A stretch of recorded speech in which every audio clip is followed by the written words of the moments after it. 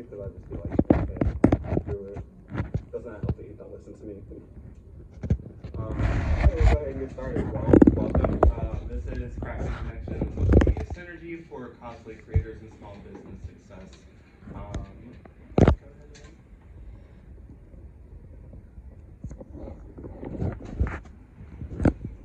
Alright, so just the contents. We'll go through, we'll intro both of us, talk about the power of social media, a couple of platforms, the top ones that I felt relevant to the conversation, and a couple of facts. We're going to hit on online presence and some tips on that, talk about monetization, and collaboration, whether it's with other brands or with other creators or other small businesses, overcoming a couple of challenges, a couple key takeaways, and then open up for Q&A. Welcome in, welcome in, y'all. Love it. Love it. Next slide.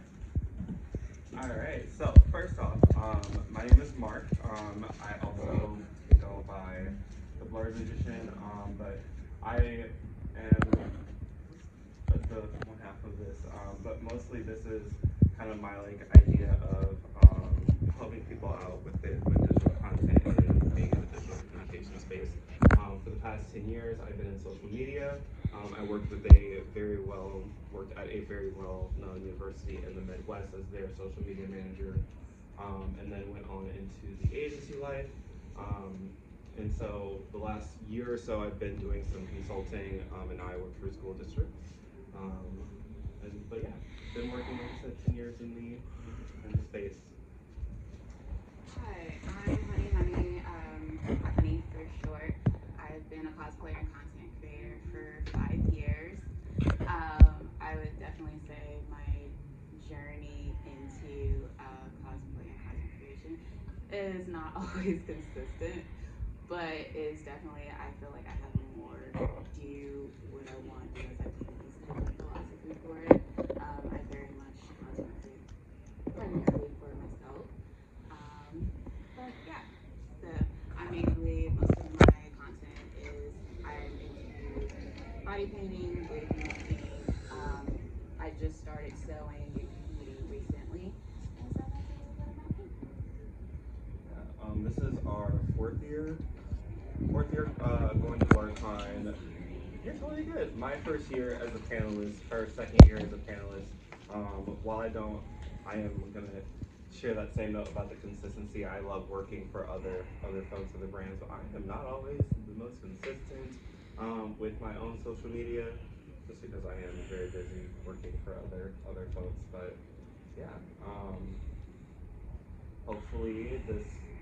I would love to do more panels on social media and content creation and content strategy. So kind of getting my foot in and doing this type of work. So yeah. Okay, there's the next slide, and we can touch on some social media platforms. So, one thing that whether you're a creator or you're a small business owner, the first thing you're going to ask is which platform should I be on? Depending on the product that you're selling, the type of content that you're putting out, whether it's video, blogs, whether it is video, photos, anything of such that nature. It's really good to pick the platforms before you start your content journey. I am one of those people that I don't believe you should be in every space. Honestly, that is tiring, and keeping up a content funnel for that is a lot of work, especially if you don't have all the necessary tools. So I always look at three things: my audience, who am I selling to, or who do I want to talk with, or two, the type of product I'm selling, or like I said, the type of content that I'm going to create, and the goal. What is the goal of my small business? Do I have a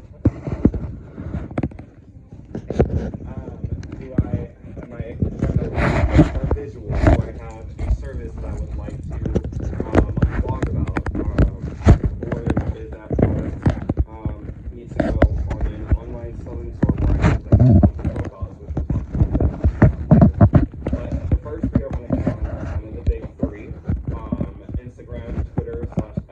I'm gonna be honest with y'all. I'm gonna always call it Twitter.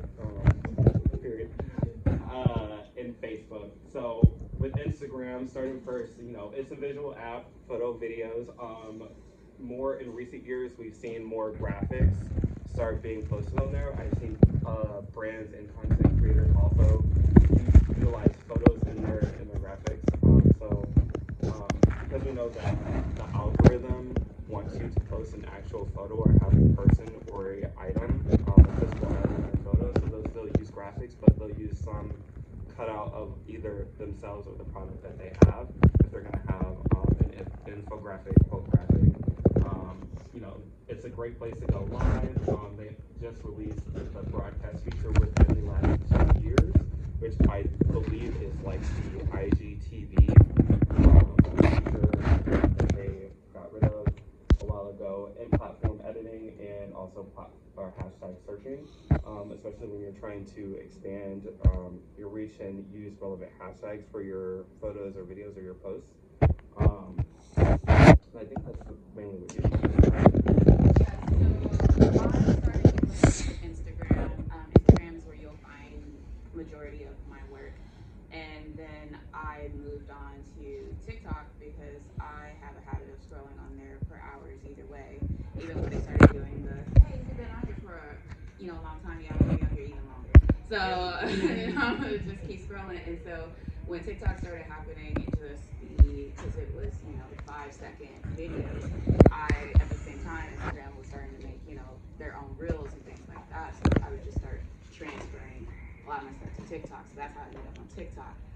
And then I ended up on Twitter. I don't know how I ended up on Twitter. I honestly, I think I just like scrolling through Twitter sometimes. But also I do have Facebook. But like I said, I don't particularly use all of them consistently or at the same time. I would say I have a main one, and then I have the others, where if you are looking for me, you can find me, and from that way you can probably find my others. Cool. Speaking of Twitter and X, in recent years, since Elon, good old Elon, has taken over, personal opinion, the app has devolved. It's become something different. But how our users interact on the platform really hasn't changed that much. So you can follow conversations. Oh, come on in. You can follow conversations. You can still hashtag search while it does have a hashtag search function. Instagram's going to tell you how many times a hashtag has been used if you're looking to get into use a popular hashtag. Keeping up with trends and memes. We love the memes and gifs. And then our lovely Facebook, is still to this day the largest used platform. Facebook groups, I don't think there's any platform to my knowledge that is touching the group aspect as well as Facebook does. You have Facebook events, and then you have the Meta Suite, which you can use to schedule your posts from Facebook and an Instagram. It allows you to cross promote within both platforms. And then we're going to go to our video platforms. We have YouTube, TikTok, and I added Twitch just because while I am not on that, I am not a streamer by any means necessary, y'all. But I know that it is a very popular social media platform, and so I wanted to make sure that was represented. YouTube, usually for long form videos, they just released YouTube Shorts within the last year or so. They've been testing out text posts. It is your second largest search form behind Google, which Google owns YouTube as well. Individuals use it for vlogging, streaming, and the comfortable YouTube University. So when you're thinking about content creation and for small businesses, specifically with YouTube University, is showing your potential audience and your potential buyers how to use your product, or really being a resource using video. TikTok, short form videos, trending sounds. You know, they released the creator tools within the last 2 to 3 years that is really strong to give you, you know, what is trending for your, what's trending with sounds. They released TikTok Shop, your tailored feed, and really it's been an up and coming search platform as well, to compete with YouTube and Google. I still think they have quite a bit of work to do if they want to do that, and to do that successfully. I know that there's a lot of rumbling about TikTok being banned in the U.S. I think they have talked about banning TikTok so many times. What I'm going to say from my personal opinion is keep using that platform. Don't devolve from it just because they have talked about banning it 3, 4, 5, 6 times. I know that there is a law. I know that there is a law that they have to sell their parent company that is in China has to sell within what 9 months, probably around 5 or 6 now. I know that they've been very much campaigning to have that law abolished. They've been suing in the courts. But last but not least, Twitch, which streaming video, it's great for a community tool.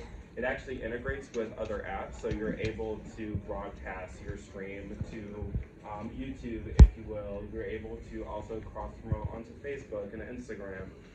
So it doesn't just keep you in that one space.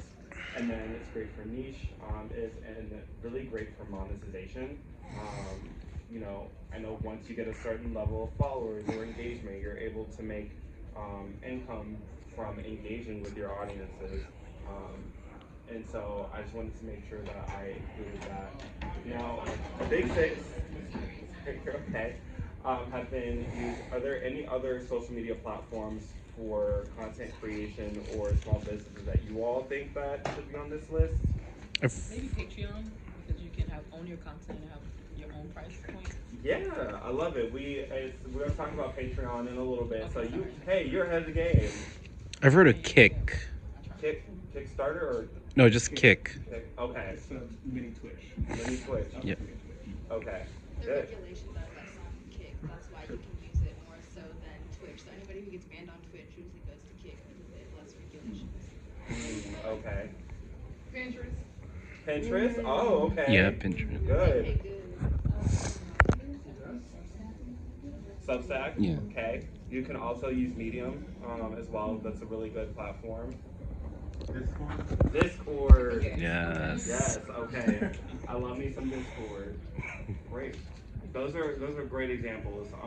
You know, while I touch on these big six, you know, there are a plethora that you can use. Pinterest is great for images, and also up and coming for selling products. I'm not a big Pinterest fan, but I have run campaigns for ads with the agency that I ran with in Pinterest. Really travel and luxury brands, and it worked really well for them. Reddit too? Reddit, yes. I will say, well, I guess, yes, Reddit is great. I'm thinking in the ad space, but for organic social media, it's also a very good place. Also has a really big reach, and for joining in on conversations as well. All right, so some social media facts. We know now really the typical highest engaged content right now is short form video, less than a minute in length. Captured about the attention of 66% of consumers. I know that we have, as humans, we have a short attention span most of the time, and so I know that TikTok has recently released a 10-minute feature. We know YouTube has also always been very hyper-focused on long-form content, with only recently putting out shorts. But really, if you're trying to capture someone very quickly, a minute and a half is there. It's a great spot. Also, when you're sharing videos from TikTok to other platforms, I know I didn't mention Snapchat, but I'm so bad about like if I see a TikTok and I'm sharing it to my Snapchat story, if it's over a minute of that video, that's I'm sharing, it won't allow it to be shared because Snapchat only allows a minute. So that's just something to keep it in mind. People in the U.S. have an average of 7.1 social media accounts. So if you're looking for a particular audience, there is a wide range of social media platforms that you can use. Yeah, and well, like I said, again, it's dependent on your goal, the product, or the content you're creating. Sorry. And the audience that you're talking to. Well, yes, I myself have about 8 or 9 I'm on 8 or 9 social media platforms. The small business that I have right now is only on Instagram and TikTok, or really Instagram. Actually, it's just Instagram. I do the TikTok myself. But yeah, users tend to use social media to stay updated, updated with trends, search for content, find products, and mostly to keep up with friends and family, but across all ages, age buckets. Really, the top ones after that are staying up with trends, searching for content, and finding products.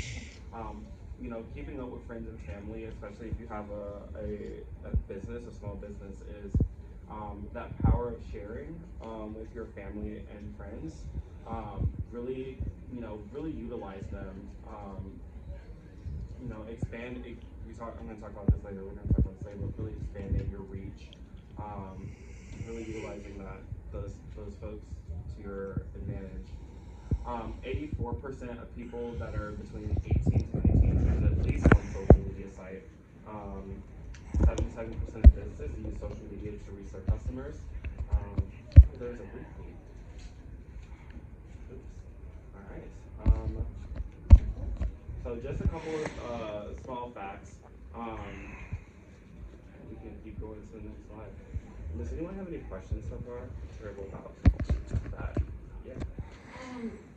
About Facebook, because it said that's actually like useful for small business. Do you have any experience, like positive experience with Facebook?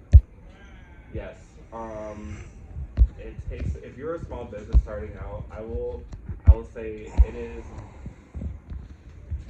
you have a wide reach because it is the most used. Sometimes it is harder to get your content noticed on Facebook, just because of the algorithm. But if you're going to use Instagram, I will also advise to use Facebook, just because you can use the Meta Business Suite and you can talk to both. Yeah, I think because of the fact that it is the most used and it has the most users and monthly active users, I think there is benefits being on that platform. I had some questions. You answered my questions about Facebook. I wasn't using Facebook for a lot, so I'll have to look into that. But TikTok is one I would have to stay away from because of some of the controversy and drama surrounding it. I'm always on YouTube, and I use YouTube Shorts, watch a lot of those. Is there can YouTube substitute TikTok? Should you be on both?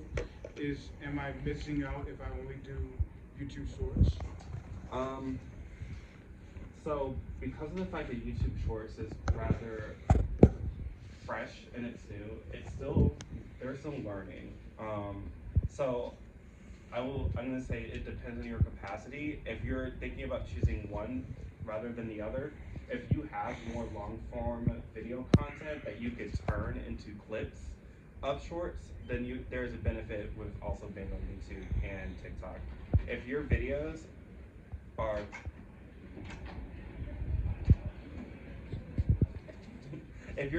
are mainly just short form, I think you would find more engagement, and you'll find more success with TikTok. But that's just my opinion, and I feel like there may be other experts that are gonna probably tell you something different. But I always go back to, it just really depends on who you're trying to reach, the product that you have, and the goal of your campaign, or the goal of what you're doing. Honey, you got anything? I second that. The thing about TikTok is that it's, like you said, YouTube, it's freshly new with the shorter reels.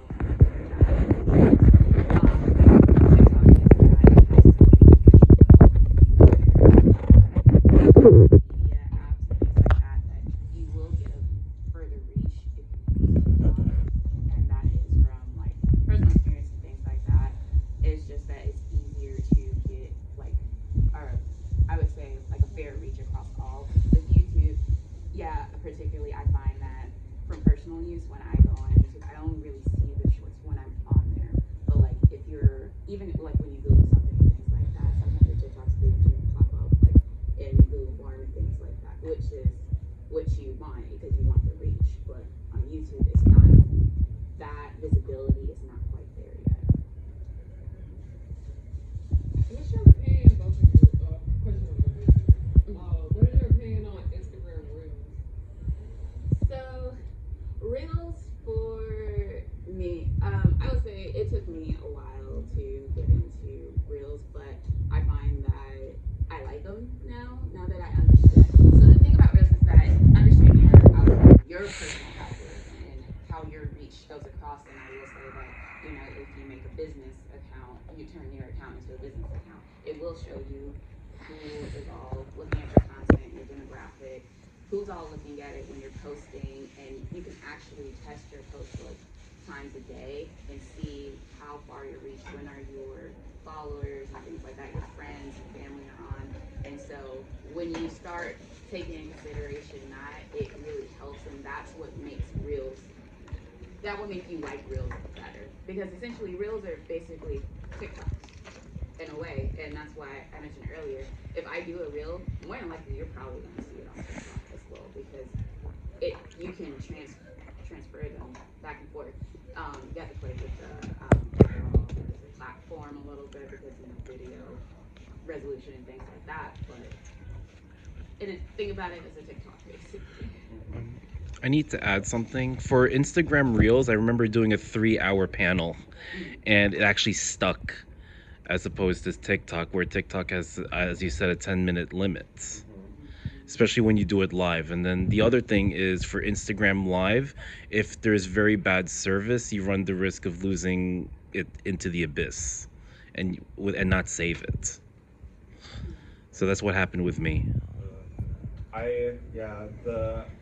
My opinion on this is all the social media platforms, they want you to stay on their platform. They don't want you to go.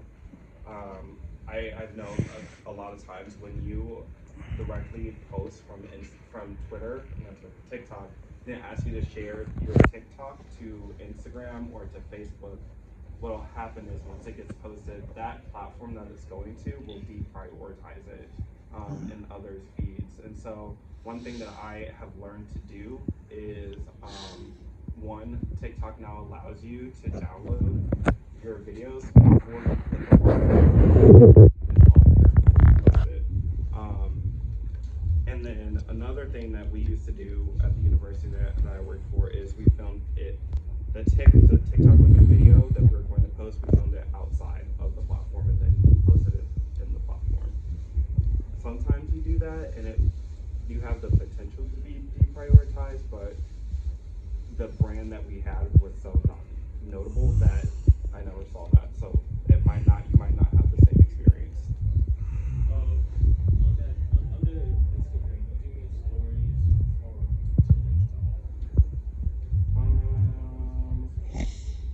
There's no Instagram. Oh, if you go back one. Yes.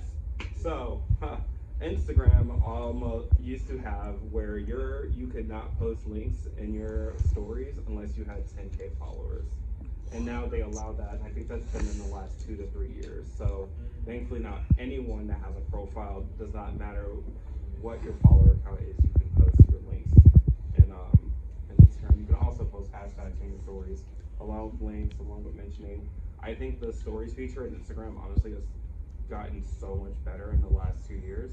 How it looks right now, the user interface, I got a couple opinions about that, but I think the functions of Instagram stories is great. I think it's one of the best 24-hour short-term content features when it comes to all of the apps that allow that. Yes. I want to know, in your opinion, both of you, what's the most underused feature or something that could benefit us as creators that we probably undervalue or we don't use it enough?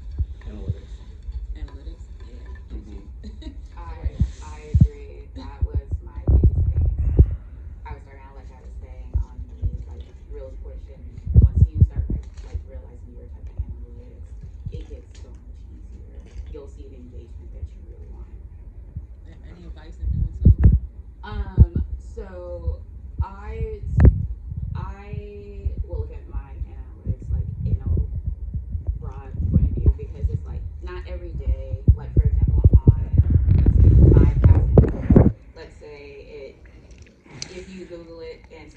Google might tell you Tuesdays and Thursdays for Instagram between 5 and 7 works. I look at mine and it says, no, not quite Tuesday and Thursdays, but you might want to focus on maybe a Wednesday and Friday and maybe post around noonish, when people are taking their break. That's how I was recognizing all of the references and I will say I did try to Google it first, and I would try it and love engagement, and then once I started getting like analytics, though, I think it has like a certain kind of quality. It's been so long, so I have been on it for a while.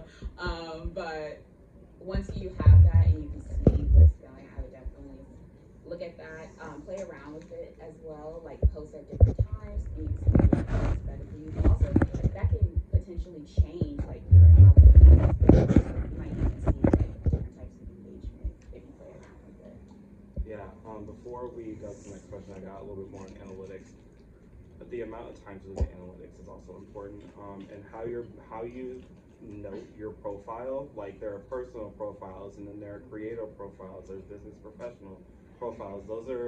Those dictate the type of analytics that you'll get. And so I personally, like if I'm content creating or if I'm working with someone that's doing that, I'm always going to tell them go with the creator profile because you're going to get more analytics. If they are selling a product or a service, I'm going to tell them go with the business profile because you're going to get a different type of analytics. Also, when we talk about taxes, which is a whole nother different story that I can't even touch, if you have a shop that's connected to it, it actually will do that for you. And so also the consistency of looking at your analytics, whether it's once a week, don't look at it once a day, even though we know content around here has about a 24-hour shelf life. It gives me anxiety, so I don't tell other people to go check it like 24 hours every day. Once a week, you look at it, or once a month, but like look at it consistently to see what you should be doing for the next month or for the next week. I second that. As someone that used to be obsessed with my own analytics, yes, I second that. You will become obsessed, and it might make you upset because I would say I've definitely been in a spot where, like I said, I was not receiving what I wanted to receive in engagement. If you're constantly looking, it can get to you as content creators. We might have all been there at some point, the pressure. And so, yeah, do not look at it every day coming from someone who has done that. Cool. We're gonna do 2 more questions, and then we have a couple more slides to go. I want to make sure because some of the questions that y'all are asking are gonna touch on in a little bit. I'm a little hoarse. I've noticed hashtags, even though there's like these limits to how many hashtags you can use now. I noticed accounts that don't use hashtags. They're just put a caption in whatever music, and they'll get so many views on a reel.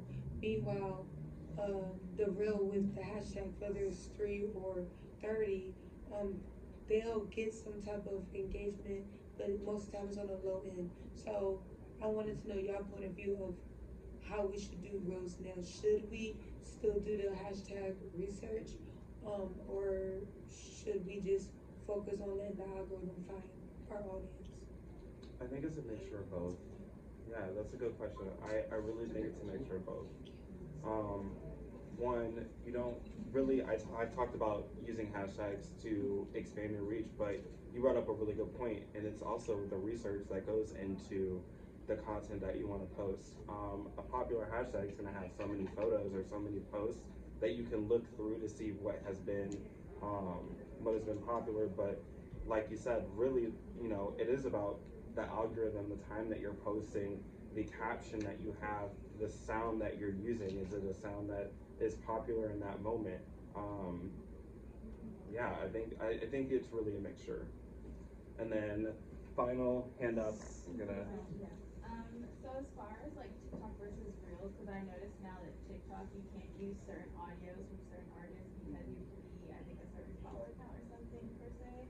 Because it's a lot harder to use like new Megan songs and everything. You can use them on Reels. So do you think that TikTok in itself by losing the deal with I don't know It's MGM. Yeah. Do you think that'll affect the way we use like TikTok? Like it'll just be obsolete and we're just gonna go back to Instagram again? So funny enough, I think it was like a month and a half ago, they actually announced that deal is coming back. Yeah.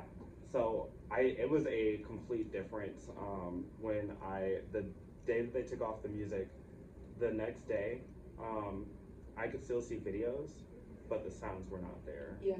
Yeah, so that impacts a lot. I think one, if you're going to cross promote your content, making sure that that company has a license on that platform, just making sure. Sometimes sometimes if you do cross platform or cross promote, what'll happen is it'll turn your sound into an original sound, and it may or may not be flagged. Going from TikTok to Instagram is less flagged than going to Instagram to TikTok, what I've noticed. But I do think having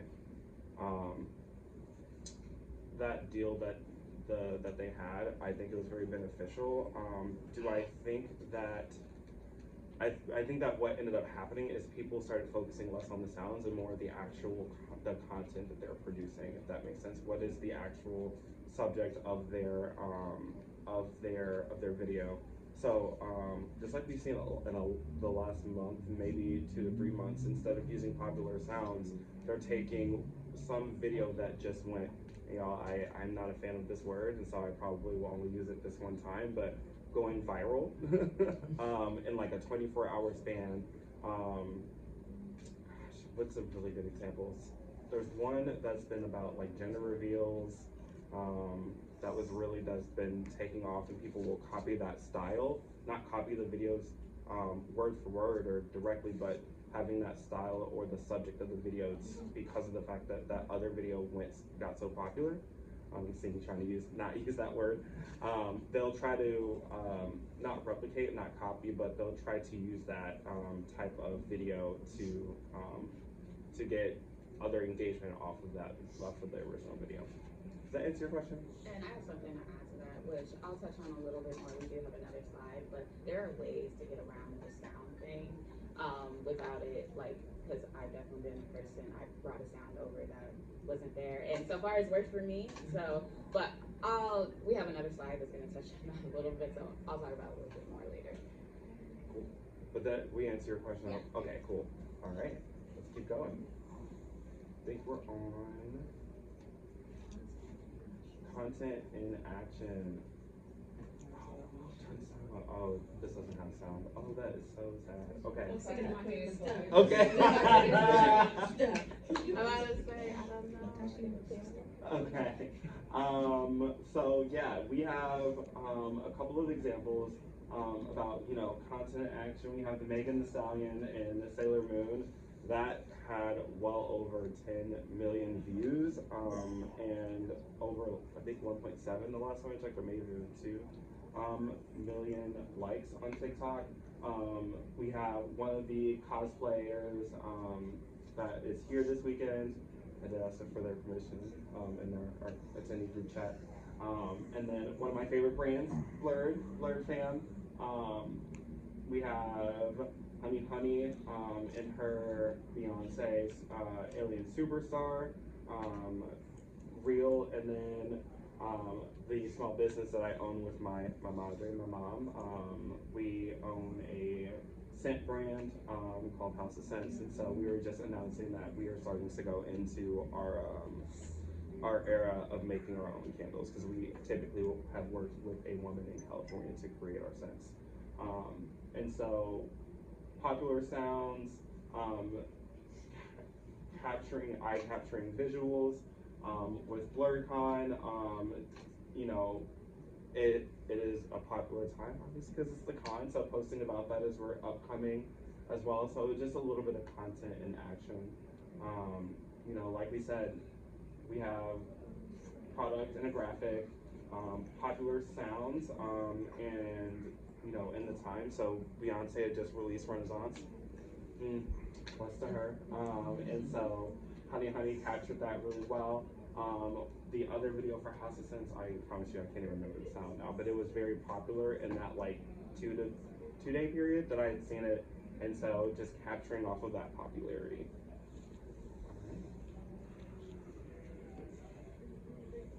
All right, your online presence, from content creation, authenticity, training, and reach to building a community.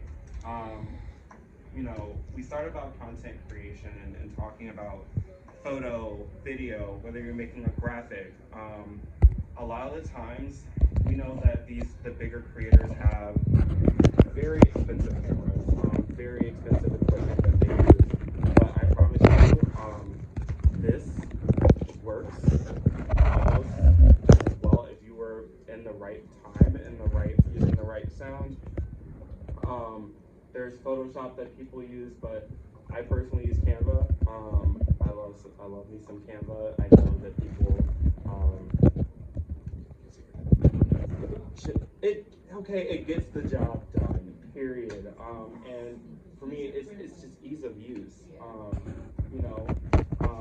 We talked about authenticity, being yourself.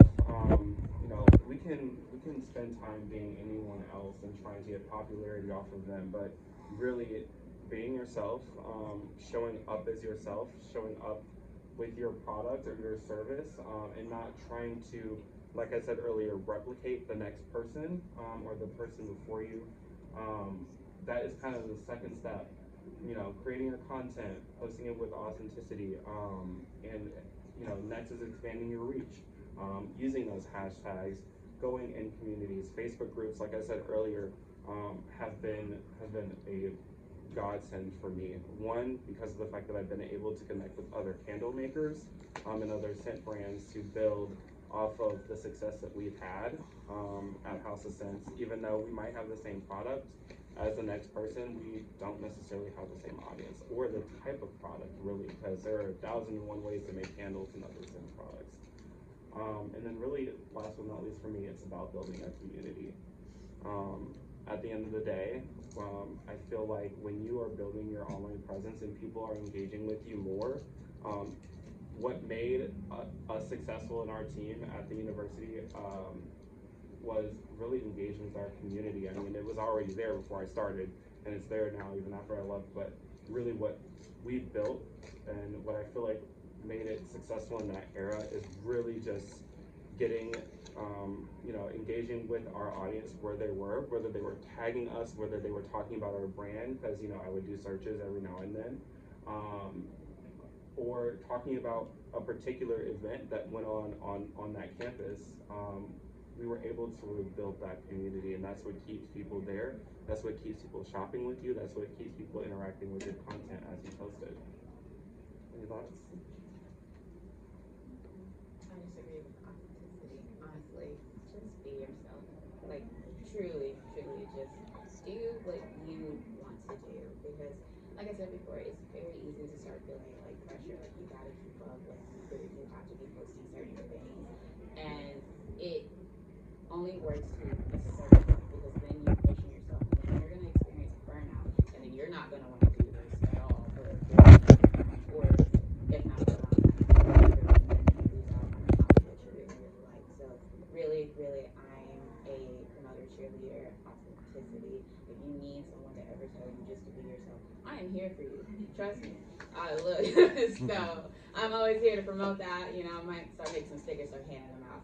But yes, really just be yourself. Post what you want to post, and you really will create your own space. That's really what it's about: creating your own space, creating your own niche where you want to be, and finding your own way. Next slide. All right, monetization and collaboration. You talked about building a community. You have a community of other cosplay creators that are here, and we should be working together with each other, not against each other. I think about that same way with small businesses. I have my network. I'm from I reside in St. Louis, Missouri right now, but a lot of small business vendors that I have talked to and vendor events with my mom and I go to we have created that community, and being able to be in a community of collaborators to sign up for events together to actually save work off of vending fees, which are a lot. But really, first, let's talk about paywall for exclusive content. So Patreon folks, I personally have not used Patreon before. I know that I've not as like a brand, but as like a user, I have a profile. There is Kickstarter. You have a blog site like Medium, also Ko-Fi for cosplay creators is another one that's really popular. Close friends on Instagram. Yeah, that is also another. It's another avenue where you don't actually have to pay for to be on that platform or to use that feature. That's one of the things I like about that. They're using circles on Twitter. They don't have that before. But really, you can give your audience an inside or behind the scenes look into your cosplay journey or tips regarding your small business. What I've seen are folks or brands giving a little bit of tidbit on like a YouTube video or a TikTok video, but then saying, "Hey, you can go to here for more advice or more behind the scenes looks." What's your opinion on selling the ebook? Like with all that information? Yeah, I love a good ebook. Sometimes you can use shopping platforms like Shopify to sell your ebook, or I know that there are platforms that allow you to sell an ebook. Amazon store, The stand store. the Stand store. Stand It's store. very popular. It's like Linktree, but you can monetize it and build a funnel. Ooh, okay, cool. Gosh, courses as well. But you can use platforms like Medium or Substack. You could also build your own website to have a paywall, or connect Shopify, Etsy, or other shopping platforms like Wix, Squarespace, things along that nature. But what's great about, at least I know for Shopify, because that's what we use for my small business, is the fact that we can connect it to TikTok Shop now. We can connect it, it's connected to Instagram Shop, Facebook Shop. There is a plethora of other connections that you can make through that. And also with platforms now, like Instagram and Facebook specifically, they allow you to create collaborator posts. If you're an influencer, things along that nature, and they can use that post to also boost, and that can actually make you some money in the long run as well, for folks that are actually buying that product if you are collaborating with the brands.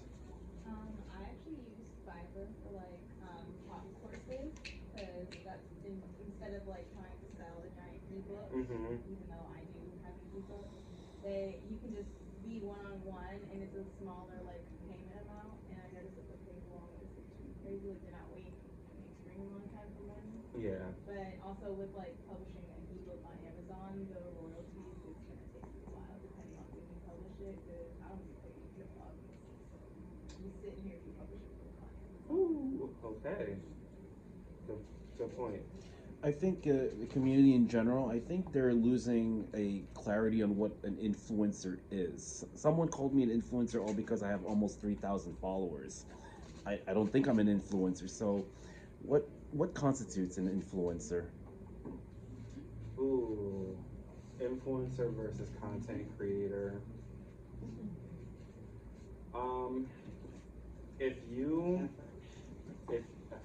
If you are getting folks to buy a product, if you are getting them to make a certain action, take a certain step, I feel like, and you're intentional with your content about that, to me that's an influencer. A content creator is just someone that is making content, whether it's for a personal reason, for a cosplay, or for your small business, but there's no intent to influence others to make a decision. Sorry, I have to follow up because I'm actually in the middle. I'm not just a cosplayer. I just post, reels and all that. I also post transit guides. I live in New York City, so subways can be a little crazy. Twice a week, just on my free time as like a ritual, I'll just post what's going on in a summary form. And I thought that would influence a person's decision, because had the person not have that information, I don't think there would be an influence. So I'm a little confused about that. What do you write? So I wanted to be someone where I wanted to, I want to make sure everyone gets informed. I'm a pharmacist first, But I post information about healthcare related things. I also post transit stuff. That's what I like to do as well. I post con reviews. Yes, I do. But what do you want people to follow you? Like, what do you feel comfortable having? Why not an informative influencer? I think that sounds good. Yeah. Put that in your bio. Yeah, Everybody start calling informative themselves that. influencer. Because That's I influence. yeah because I don't want to be seen as someone who's Do like you with an feel like it's a ego. negative connotation behind Yeah, it? definitely. No, it's not. I don't think so. Mhm. I think informative like helps with at least you got the information, you're gonna use it. Are you on YouTube? Yes, I am on I'm gonna YouTube. say you come off like maybe that's why, because you probably want that natural feel of being on YouTube. You do your long form, and then you get the comments as the validation that your information was helpful. I do mainly Instagram. I do Twitch from time to time. But life gets in the way. But when it comes to I record my own panels, so I post that on YouTube. Then I'll take a little clips and I'll put that on Instagram. Yeah, I think it comes down to what you're comfortable with, and what you want to be called. I'm sorry, what is that name short? Okay. And there's another panel at 7, so it's 6:49. 6:50. Oh, 6:50. Okay, let's go one more slide. Because I think it's just the challenges we've talked about. A quick overview. This is it does not happen overnight.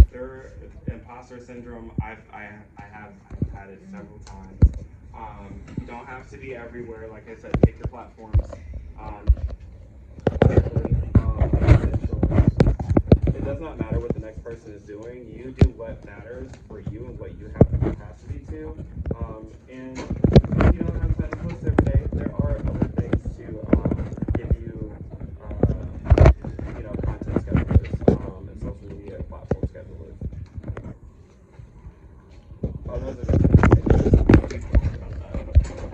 all right, and then if you go 2 more. Yes, you all can. Here is a list of resources that you can take between content creation, photo, video, online selling, content scheduling, online selling. This is where I say you get around the sound thing, CapCut. If you take your videos and the sound, you take it into CapCut and your video, CapCut will basically embed it into your video. Then you can transfer it up to TikTok. I think that doesn't CapCut also let you check the copyright of certain audios? So on that, so I've never had that issue, so I can't say for sure on that part. But I know for certain, a lot of times like you can just take if you take the sound, download the sound actually from Instagram, like the reel, and it'll come off as an original sound. And then that's how it kind of loopholes around some of the copyrights, and that's what I found works for me. All right. I just had one question about reach and your audience and algorithm. So sometimes when you're posting on TikTok and other places, it's like, oh, add your location so you can have more people. But what if you don't feel too safe adding your specific location, or at least within the time that you're posting the video, so that you don't get people like coming to the location to look for you and stuff like that? One thing that I have seen clients do is while they tag the location, the content's already been filmed. So they might film it, but they don't post it while they're there. Sometimes what I have done is I don't tag the location, but I add the hashtag in for others that are researching or looking into that specific hashtag location. My personal Facebook, I don't be using no location tagging unless it's like the general city, not that neighborhood. So, thanks. If y'all want to come chat with us afterwards, you can come chat. We'll hang around a little bit. So there are my business cards, and then, like I said, my mom and I have a small business called House of Sensi. Always come smell the candles in there. Oh yeah. She's trying to get rid of these things. Yeah.